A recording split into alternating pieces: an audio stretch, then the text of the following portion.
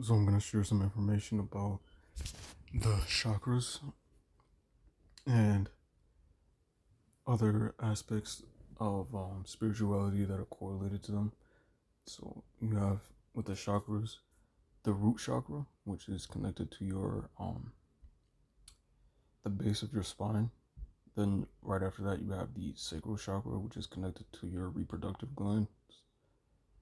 The solar plexus, which is connected to the your gut, essentially, right where your stomach is. The heart chakra, which is connected to the thyroid gland right behind the heart, um, and the heart itself. And then you have the throat chakra, which is connected to the thymus, where right behind the throat, or in front of the throat, right where the throat is. And then you have the third eye chakra, which is connected to the pineal gland or the pituitary gland. I don't remember exactly which one. Maybe the pituitary gland, and then you have maybe the pineal gland, and then you have the crown chakra, which is connected to the pituitary gland or the pineal gland, whichever one is which. All right, and then for each of these chakras, they have aspects that are associated with them, and I'm sure you've heard of the seven deadly sins. I'm gonna list them in correlation to the chakras. So pride is connected to the root chakra, which is like self importance. The root chakra is the sense of self, or essentially the ego. And when your ego is too prideful, too big, like as in you prioritize yourself, you place yourself in a place above others, then that makes you exceptionally prideful, egotistical. That is one of the deadly sins. And in the counter aspect to that is humility, to be humble, which is associated again with the root chakra, because humility is the understanding that you are one of many. So you understand yourself to be an individual, which is the point of the root chakra, to individualize yourself, but one of many individuals. So you have humility. And then after that, you have the sacral chakra, and its deadly sin is lust, and that one is pretty obvious. Um, to be lustful is to be blinded by sexuality, to be blinded by sensuality in a way that is um, damaging to the senses, because you overextend your sense to seek pleasure in a manner that is kind of like to take from another. Two people can do that to each other, where they lust after each other and then take from one another. After that, we have um, oh yeah, then chastity is the heavenly virtue associated with that. So the heavenly virtue for the sacral chakra is chastity. So essentially to not give away your sexual energy. This goes for men and women to another, in order to preserve it and to um, maintain your purity. This applies to men and women. Just it's significant. The ramifications are significantly worse for women in nature, biologically speaking. The ramifications are still exist for men, just more so spiritually than physically. For women, it's both spiritually and physically, and for men, it's more so spiritual because the physical component isn't really it doesn't there isn't much of a risk physically for men. Like they can get sick, but so can women. But for women, the it can get pregnant and other aspects physically that can occur that are not within their benefit. Um, and then you have, of course, the solar plexus, which I mentioned, deadly sin is sloth, which is essentially laziness and not working on yourself or on anything. Uh, that is also associated with beauty and the tree of life. If you look at it with the image of a man imposed underneath or over, whichever way to word it, um, beauty is associated with that one, and the reason being is that an individual feels self confident about themselves when they actively have a when they actively work on something, themselves included. Um, it's heavenly virtuous diligence, essentially being active with something or yourself, essentially just being active in some way that you can feel good about yourself. And then the chakra, the heart chakra, its deadly sin is envy. So to desire what another has, essentially. And its heavenly virtue is gratitude. So, to love what you already have, to love the experience that you already in, rather than remaining envious of what another has. Um, then the next one is the throat chakra, of course, and its deadly sin is wrath, which is to lash out at another, typically hatefully or coldly. Um, Usually, in pretty much nearly every case, it's a projection of your own inner turmoil onto another who is not sparked. Well, maybe they are a catalyst for it, but they had not. The inner turmoil is yours alone. It's not theirs. Even if the inner turmoil came about because of the catalyst that they projected onto you, it's still yours, not theirs. Um, Basically, someone has wronged you in some way, and you lash out on them. It's understandable, but even that's still a sin because the best thing to do is to remove yourself from their presence and no longer associate with them. Even if you still love them, don't love whatever, just remove yourself from their presence. You're protecting your energy that way. And it's heavenly virtue for the throat chakra is patience, which is also associated with listening. Funnily enough, the throat chakra is associated with expression as much as it's associated with listening, with hearing, receiving. So patience. So when someone wrongs you or hurts you in a way that you are not appreciative of, patience is literally a virtue. um, just maintain patience and display patience, and typically you'll have a better experience than if you were to lash out. And then the next chakra is the third eye, which its deadly sin is gluttony, because your third eye sees the past and the future. The future is just what you imagine to be, and basically, if you want a sandwich, you have to first imagine that sandwich and imagine how you're going to construct that sandwich. So you've just projected the future and then brought it into reality. If you want a car, you have to first imagine the car that you want before you work towards getting it. And if you get what I'm saying, that's the future, because you're seeing an outcome in your mind's eye before the outcome becomes clear to you. Um, Now, whether or not you achieve that future is up to you, because you have to do the work of actually bringing that future to yourself. But regardless, you see that future. Gluttony is basically seeing and wanting a bunch of stuff and then just engaging in activities that is overly consumptuous of those things. And that first starts with the imagery, the imagining of those things in your possession, um, constantly, right? Overindulging yourself and just over engulfing, just essentially taking way too much, way more than is necessary, than is needed. And that happens first in the mind before it happens physically. And its heavenly virtue is temperance, basically, to control your urges in that way of wanting more than is needed. And then the next one is the crown chakra, which is the royalty chakra, the chakra of the Godhead. The Godhead being your connection to the Most High being the most high conscious awareness in existence, which is connected to all beings, is in every being in existence, not just man, but every being.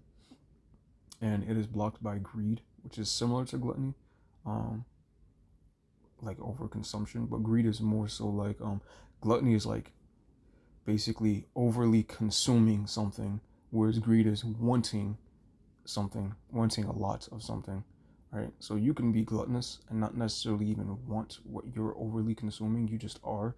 It's like if you have a bag of chips and you just keep eating it, you might necessarily not even be hungry or even care to eat whatever it is you're eating, but you're still doing it. That's gluttony. It's like mindless consumption. Whereas greed is the desire for an exceptional amount of something, like something that is too much. So similar to gluttony. Um, but more so in the realm of desire, whereas gluttony is more so in the realm of unconsciously So we're subconsciously engaging in consumption, whereas greed is like consciously, intentionally engaging in consumption. So gluttony is kind of like a mix of sloth and greed, because sloth is laziness. So you're not even thinking about the things that you're consuming in. You're not even engage. You're lazily kind of like consuming, versus greed is you're intentionally actively putting in the work to consume a lot, but it's more than is necessary, far more than is necessary. um and then its heavenly virtue is charity, so it could be money that you're greedy after, and you're just overly, so you still have to work hard to get a lot of money in most cases, not every case, but most cases. You can still be a greedy person and work very diligently and very hard and still be greedy, versus working that hard and being generous. So charity, being charitable with whatever it is you all the extra that you gather, because you could gather a whole lot and then give most of it away, or use it to aid others. So that the whole point of you gathering those extra resources is to assist and help the most people that you can, which aligns with the will of the Most High, being the most high good, the most high, um, um, the most that you can do for others, essentially. So charity, and then the blockages of each chakra, starting with from the root, is fear. So fear will bring about the experience of pride, because when one is afraid for themselves, they attempt to make themselves overly important to kind of like attempt to diminish that fear, when ironically overcoming the fear with bravery is the best route to take, because the fear kind of vanishes after that. Like the fear is still there, but it's not. You feel stronger than that fear, whatever it might be. Like a firefighter running into the fire to save someone. They feel stronger than the fear that is still present within them. They have that bravery, um, and it makes them, they're humble in that way, because they don't see themselves as too important to go into a building that is burning to save another life. Like, I'm too important to save this person. That pride. They they're humility. They're humble in the way of understanding their lives are no more or less valuable than the life of another. So it's a beautiful thing that they would want to go and save another person if they have the ability to do so. And then the blockage for the sacral chakra is shame. Shame being the feeling that you are inherently bad or inherently wrong, which damages your ability to connect to others.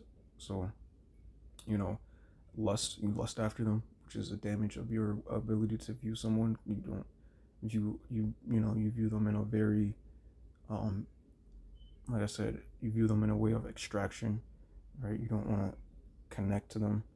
um and then the blockage for the solar plexus is guilt, to feel like you have done something wrong and to feel wrong about it, to feel guilty, like you've done something to not be, you know, glad about, happy about. And it guilt can be kind of like a catalyst. It can be sort of like an excuse to do nothing. Like, well, I've already done so much wrong, I might as well not do anything so that I don't continue to do wrong. So then you remain lazy, sloth. Um, and then the blockage for the heart chakra is grief. So to feel sad about something, maybe you don't have something you desire, or you've lost someone that you love, whatever it may be, you're grieving about a factor of your life, which keeps you from feeling grateful. Because if you're grieving for something, how could you feel grateful about whatever it is that you currently have? So then that leads you to feeling envious of others. Maybe you lost a loved one, like a father or mother, grandmother, whatever, and someone still has theirs, so you're envious of them. Or something, you lost your car, so you're grieving, envious of someone who has it still, whatever. And then for the throat chakra, there is expression. I mean lies, which is the blockage. uh Lies kind of keep one from being patient with themselves or with others, and it can lead you to lash out at others, because it's the lies you tell yourself about yourself that makes you lash out at others. It's like you're projecting a lie about yourself onto others, because you don't want to accept or face reality when it comes to whatever it is that lies within you. So you lash out and project whatever it is that's in you that you do not want to face onto others. And then you have uh, the third eye, which is blocked by illusions, which is the illusion of separation from another. You are the other person that you're interacting with. You are every person that you see, hear about. You are every insect that you encounter, every tree. You are them. They're not separate from you. The reason you are them is because the spirit of the Most High dwells within you. You are a temple, and the spirit of the Most High dwells within all beings. So because of that, and that spirit is within you, that spirit is you, then you are simply um, separating yourself from the understanding that you are every other being. So why, you know what I'm saying? Why lie when the truth is always going to be known to you truly, because you are the being that is experiencing all of these experiences. So the lie is pointless, you know, and it's a lie to the self. Not necessarily lie to others. There could be good reason to lie to another, like if someone's threatening someone else and you want to protect them, versus, you know, lying to yourself about your own nature. How could you lie to yourself about your own nature? You know what your own nature is. And then that has nothing. That is the illusion, which is again similar as lying. Anyway, um, the next one is attachment, which is connected to the crown chakra. Again, greed. When you are attached to too much of the physical world, it could even be a person. You could be greedy with people, even where you want too much of their time or too much of something from them or too much of something in general, an object, a thing, money, whatever it is. Attachment leads way to greed. But if you are content, then you are a lot more likely to be charitable because you're already happy with your current experience. So the purposes of each one of these as well for the root chakra is survival. So the fear feeling is because of the desire to survive, to stay alive, to continue to experience and exist and express in love and all that. The purpose of the sacral chakra is connection. So to interact, to essentially connect with other beings, other people, you know, animals, trees, whatever, to interact, to connect, um, to be social. Um, then the solar plexus, its purpose is willpower. So, you know, diligence to be active, to do something, to work. And I don't mean to work as in a job, but to work as in to actively participate in the creation of life. So like you could create houses for people if you're a carpenter, or design them if you're an architect, or help people work on their physical bodies if you're a personal trainer or a coach. You know, it's to be active in life and helping um, in that way. And then love, of course, is the purpose of the heart chakra. To love is to live. To live is to love. To exist is to love. Is the most precious and valuable energy and emotion and experience that there possibly could be ever. The reason we exist is love. Love, the heart chakra, would be the center of your being, of the being. It's the reasons the ancient Egyptians revered the heart above every other organ in the body, because it's responsible for love and is the center of your very being, the center of your conscious mind, not the brain, the heart. Um, the brain is responsible for the thinking and the logical expression, whereas the heart is responsible for the emotional expression of love, generosity, kindness. Um, and when you love, you are able to express gratitude. And then you have the purpose of the throat chakra, which is expression, which is tied to connection, because you connect to express and you express to connect. So, you know, and you express and connect to love, and your willpower exists so that you can express and connect and survive and love. So they're all connected. These are all one. All the chakras are one chakra, are one person, one being. They're all one thing, but we separate them into different aspects in order to understand them, because we are in kind of like a dimensional plane of parts, of pieces, rather than one whole thing in the way we perceive. So it's easier for us to separate them and explain them as subtly different aspects, like the rainbow. When the rainbow is just one white light, This is one light. It's just white light. These also break up into colors as well. So this would be the same as the colors. They're all one thing being expressed differently. Red, blue, violet, white light, the same light being expressed differently. But then after expression, which is tied with the throat chakra, you have wisdom, which is associated with the third eye. And wisdom is this understanding that we are all one. This is what true wisdom is understanding that every being is one being. We're all one happening at once. Alan Watts, if you've ever listened to him, we're all one continuance of existence, of consciousness happening collectively at one time. And understanding that is true wisdom, basically. Understanding that every other individual is simply an expression and experience of your truest, most basic self from a different lens is wisdom, and a sense of love as well for others. And then the final one is contentment, which is associated with the crown chakra. When you are content, like mentioned before, you want not for anything, you need not for anything.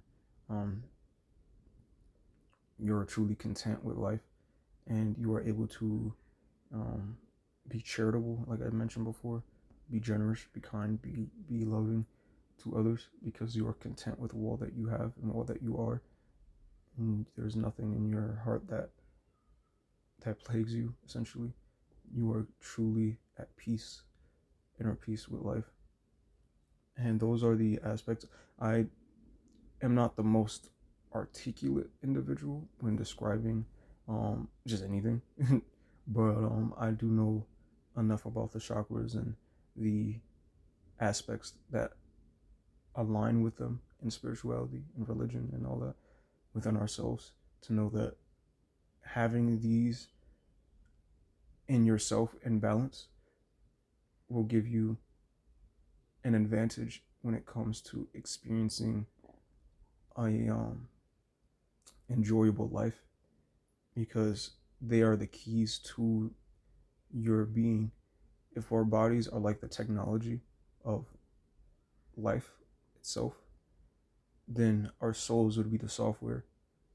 These would be the aspects of that software, and these would be the codes of that software. How to code your software to have a much better inner experience, which will in turn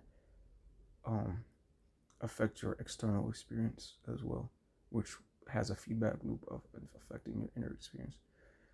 A positive feedback loop or negative feedback loop is what you can create for yourself. If you have a negative internal experience, you'll create a negative external experience, which will then in turn make your internal experience even more negative, because you're expressing negativity based on the external world that you're viewing. Versus the same thing, if you had create a beautifully aligned internal experience, then the external experience will be more aligned and harmonious and enjoyable, which will then in turn make you more grateful, more patient, more diligent, more humble, charitable. Essentially, you'll have a better experience with life if you come from a space of internal understanding, inner standing. And yeah, those are just the chakras and their parts. Just wanted to make a little video about that. And that's it. Hope you guys have a good one. Bye.